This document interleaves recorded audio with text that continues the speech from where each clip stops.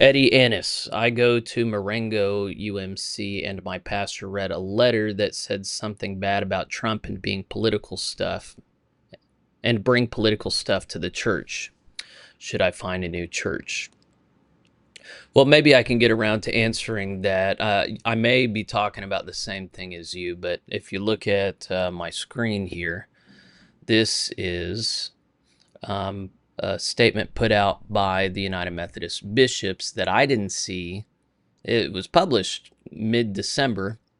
Pastoral letter addressing plight of migrants, immigrants, and refugees.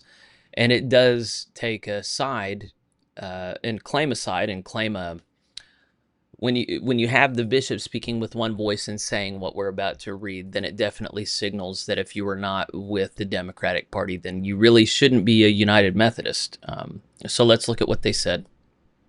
Quote, Jesus said, when you welcome the stranger, you welcome me. At no time has the church in the U.S. had a greater opportunity to welcome Jesus among us as he journeys with migrants, immigrants, and refugees than today. We, your bishops, are clear that the situation these beloved of God face as the Trump administration comes to power threatens their humanity, livelihood, and basic human rights.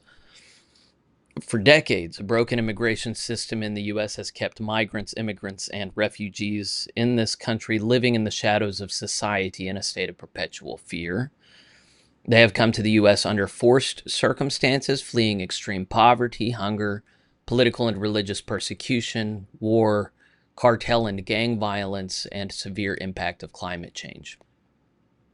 Some are actively recruited by large U.S. companies who need their labor, yet migrants, immigrants, and refugees help to sustain the U.S. economy, serve our families, caring for our children and our elderly, cleaning our homes, landscaping our properties, building our roads and the houses we live in, and cultivating and picking the crops that feed our families. They are our neighbors, our friends, and members and pastors of our churches. So let's talk about immigration. I'll critique some of this and then go back into the letter. But the thing is, humans have always moved around, and there have always been attempts by the state to limit people moving around because different people groups who come into a new area and establish themselves, if they don't integrate, that's a destabilizing impact it creates. This is something that we have been able to substantiate in the era of social science. Anytime you have an influx, a destabilizing influx of people who don't speak the same language or come from the same culture, it takes away from social trust in every demographic. It does not provide for a cohesive unity. The United States of America has always welcomed immigrants in a controlled fashion, sometimes more controlled than others. But what we've had in recent years has been an uncontrolled southern border where people, not just from unstable countries south of the border are coming, but people from Africa, people from China. There have been countries that, this has been substantiated to my understanding, have emptied prisons and mental institutions and sent them over our borders. There have been severely broken criminals that are allowed to cross over into our border. And then there are many places that have been very reluctant to exercise any kind of order against them. Yes, they are here for a better life, and you cannot fault them for that. And you have to be very clear on the front end, all humans are made in God's image. That is not at all in question here. The question is, what is a good policy and long-term disposition of our country that we fund with our dollars towards people who don't live in America? The answer from the left is let them all in. Let them all in, and then be very gracious to them as they come in. It's been substantiated that federal dollars have been used to bring these people in and give them places to live and put them on food stamps and give them lots of money. There's a legitimate question about how much they take away versus how much they give. They do, at least when they work for legal companies, some goes back into Social Security and other stuff. But one of the things that it seems pretty clear is that immigrants coming in and working low wage jobs does drive wages down for other minorities that are citizens in the U.S. or lower educated people, less employable people. Whenever corporations are able to bring people in from the outside, that means that they don't have to work with the current American population as it is. Is that a good policy? Moreover, all of the immigration on the southern border is overseen by international cartels that are not scrupulous at all. Human trafficking is a huge issue on the southern border, especially sex slave trafficking, especially of minors, young women in particular. This has all been substantiated to my knowledge. I've seen several people much smarter and more diligent than I am who have been able to show these things economically, been able to document these things, conducting interviews. This bleeding heart leftist position that these people just need a better way of life and we can offer it to them and we're being greedy and denying them. I think that is overlooking the fact that we in our current immigration strategy are buttressing international cartels, participating in sexual slave trafficking, undercutting American workers, and making the social security state even worse. The bishops don't convey that they understand these things at all. It seems to be a very surface level. These people want things, and the incoming administration is wanting to say no to them, and this is now a humanitarian issue where we need to comment against it. Let's get back into the statement. Deplorably, racist, xenophobic, nationalistic, and anti-migrant hate speech has become standard rhetoric for many U.S. politicians, including President-elect Donald Trump. He has stated that under his administration, he will order the mass deportation of the 11 million undocumented migrants who live and work in the U.S. He has threatened to use military and law enforcement at all levels for this mass deportation. If allowed, this mass deportation of migrants will cause further racial profiling, the separation of families, the undermining of communities and congregations, the weakening of the economy of this country and its democratic systems of law and justice. President-elect Trump has also threatened to end birthright citizenship, dismantle refugee resettlement in this country, and further strip away the possibility of the U.S. welcoming asylum seekers onto this land. So, racism is the belief that people are fundamentally or qualitatively different, of different values based on their ethnic heritage, and that is wrong.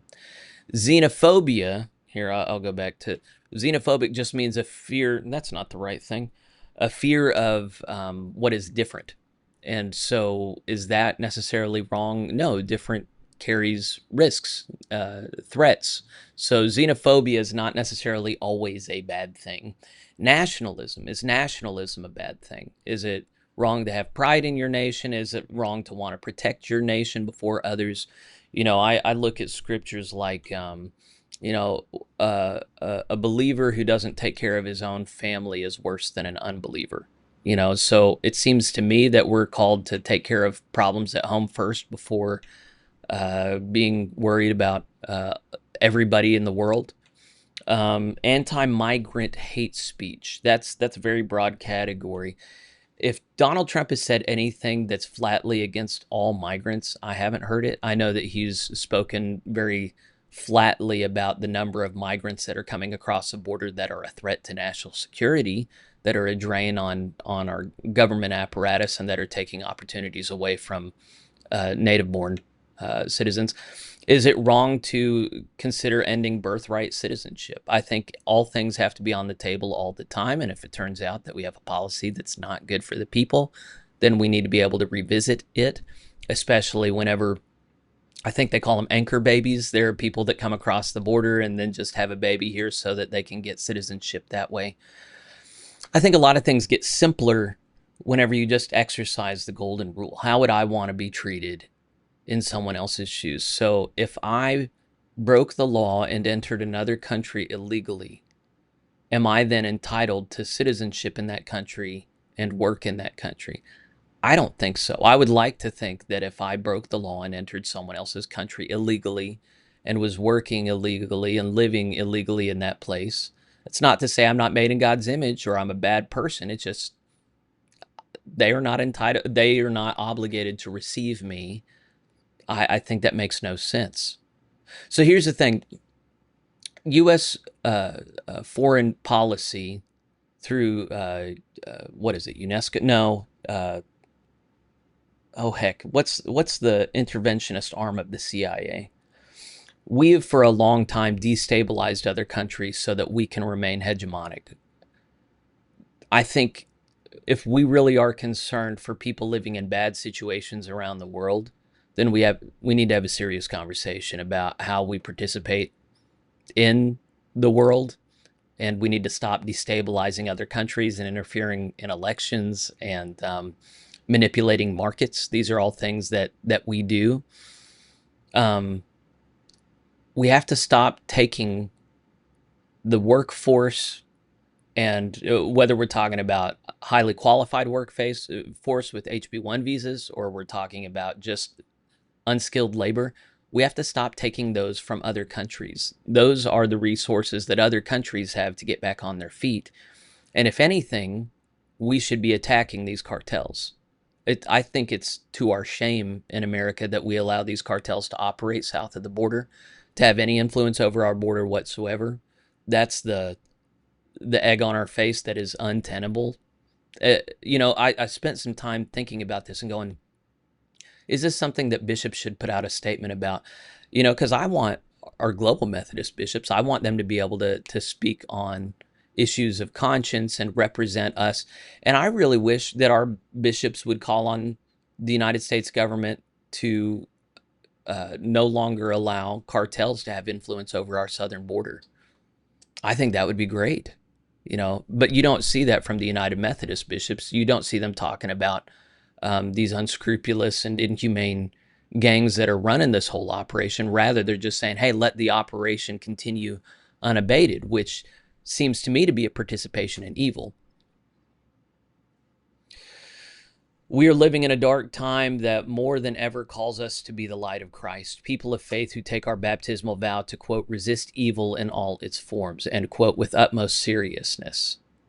So if you would hear the United Methodist bishops saying you got to resist the evil of the Republican Party, I think that is what they are saying.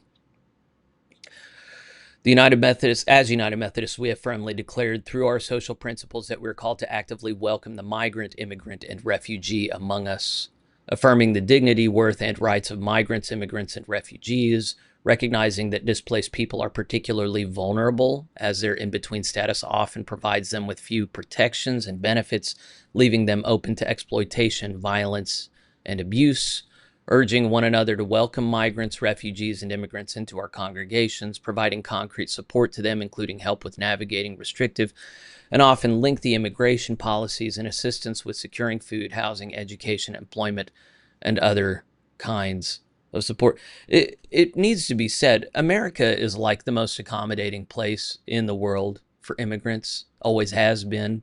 Looks like it always will be. There is no other country that's as accommodating as us, except maybe Great Britain. Things are not going well there with that right now. Same with Germany, same with a lot of these other European nations that took in huge influxes of Syrian Arabs or Pakistanis. We have, throughout our history, taken in immigrants from around the world and naturalized them into our country. That is not stopping. Nobody is proposing stopping that. All that's being proposed is having a quota so that this thing can be controlled, and making sure that anyone entering into our nation, we know who they are, and we can, in some sense, control our borders. That is not the insane thing that they're depicting here. Also, I don't know if you've ever seen, there are people who will get immigrants or people pretending to be immigrants and show up to far left areas, neighborhoods, and knock on people's doors and say, okay, we know you voted this way, now take some immigrants into your home. And they're always like, no, we're not doing that. It's real easy to take a certain luxury position and say, well, this is the disposition we need to have towards immigrants. It's another thing whenever it comes at a cost.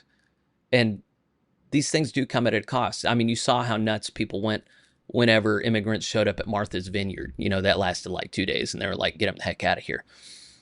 It's great whenever it's somebody else's problem. You can dump in, Governor Abbott's doorstep in Texas. It's another thing whenever it's happening in New York City and you've got a Democratic mayor saying, we can't do this anymore. This is breaking us at the seams. And when the response is, you're a bigot, then that doesn't solve anything. I was talking last week about this congregation that hosted a Hispanic-speaking congregation, and out of fear of Trump, they said, well, we're just not going to host anything on site for you anymore because all of you are illegal immigrants, I think is the insinuation.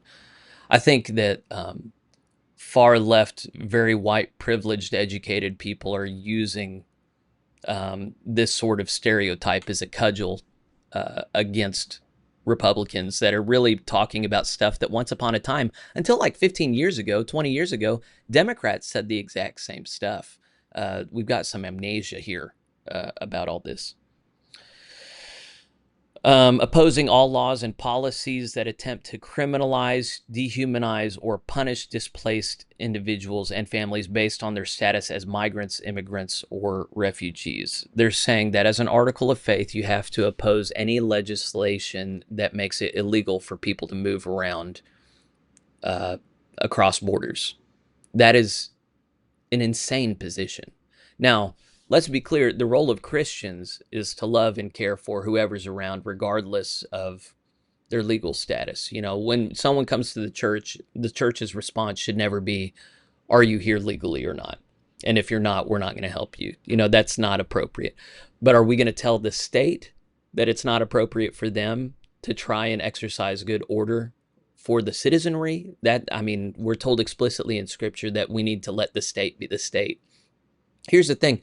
So often people on the left condemn the right for Christian nationalism, but that's exactly what this is. They're trying to make the state the church. The church, yes, is a place of all ages, nations, and races where we should all be integrated together and worshiping the Lord together, sharing the mind of Christ together. The left is trying to do that without Christ. They're just trying to get everybody together in the same country because the country is the state for them. I think that is what this is. You have this notion that to be a Christian is to have a certain political disposition. That's what this is. So we'll wrap up here.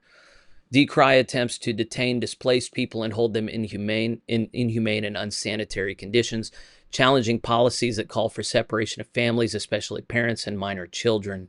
Here's the thing. Nobody's calling for that, but the thing is, on this southern border where there's sex trafficking, there are older men that will pose as fathers, and even older women that will pose as mothers of children. In order to figure out who's being trafficked, you have to separate them. Nobody is saying, let's separate these families. They're evil people.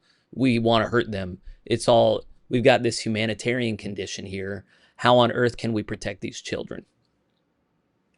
Opposing the existence of for-profit detention centers that are used for the purpose of detaining migrants, immigrants, and refugees, including children. That actually is a legitimate concern. Whenever you have government relying on for-profit institutions, it creates perverse incentives that should be revisited. We, your bishops, call upon the people of the United Methodist Church to pray for migrants, immigrants, and refugees among us and to welcome them with the fullness of Christian love, remembering that as we welcome these, our brothers and sisters, we welcome Jesus, our Lord. What makes someone your brother or sister is that they confess Christ, first and foremost. Even so, the church is called to extend mercy, ministry, and care and love to all people. So let the church be the church, but don't, this confusion that's being promoted by United Methodist bishops. Would one be wrong for thinking that they're a bad United Methodist if they don't vote for Democratic policy? I think the answer is you're totally reasonable to come away with that conclusion. So to go back to the question from, it was a while ago now, Eddie Annis. Pastor read a letter that said something bad about Trump and bring political stuff to the church. Should I find a new church? I think if you see things similar to how I just said, then yeah, because any dollars you give, any legitimacy you give to the United Methodist Church is going to be used to advance this agenda, which I believe will make things much worse in a humanitarian sense if they get their way. I pray to God they don't get their way. I pray to God we get some order on the border, and that our international efforts as a country aim at stabilizing places and allowing them to be places where business can flourish in competition with us, rather than signing these trade deals that decide who the victors are going to be before they even produce a product. I believe in the free market. In that sense, I'm a libertarian, but I'm not a libertarian in the sense that I think open borders are good for people. I think that, and I increasingly don't think nationalism is a bad thing, as long as it doesn't participate in this notion that some people are worth more than others. But I don't like America being world police, and I don't like being America responsible for the health and well-being of all people around the world. I think we in America need to be responsible for Americans. Mexico needs to be responsible for Mexicans. Every country needs to be responsible for its own citizenry. And then if there are legitimate humanitarian conditions, then maybe there is a way for us to eventually have an asylum process that makes sense. But for right now, everything has gotten untenable. And whenever you push an untenable situation, it can break everything. And so I don't think, if the role of the church becomes, we don't care what you think is tenable, do what our consciences dictate you must, otherwise we're going to call you names. I don't want to be associated with a Christian tradition like that. I think the United Methodist Church has been claimed for the political left, and if you don't want to be in alignment with that, I don't think you should. I think you should leave. I've said all along, if you're in alignment with the United Methodist leadership, stay. Please stay. Do not come to the Global Methodist Church. Don't go to another church. Stay where you are. If you're happy there, if they represent you, stay there. But if you understand how problematic this is, and your conscience is grieved as mine was whenever I was on the inside, then leave. Leave, please. For God's sake, leave. For your own sake, leave. It's not good.